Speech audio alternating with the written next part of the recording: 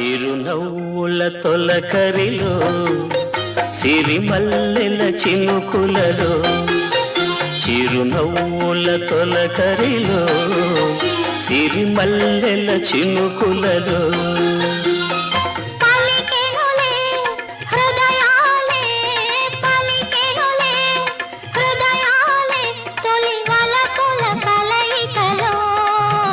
చిరునవ్వుల తొలకరిలో సిరిమల్లెల చినుకులలో.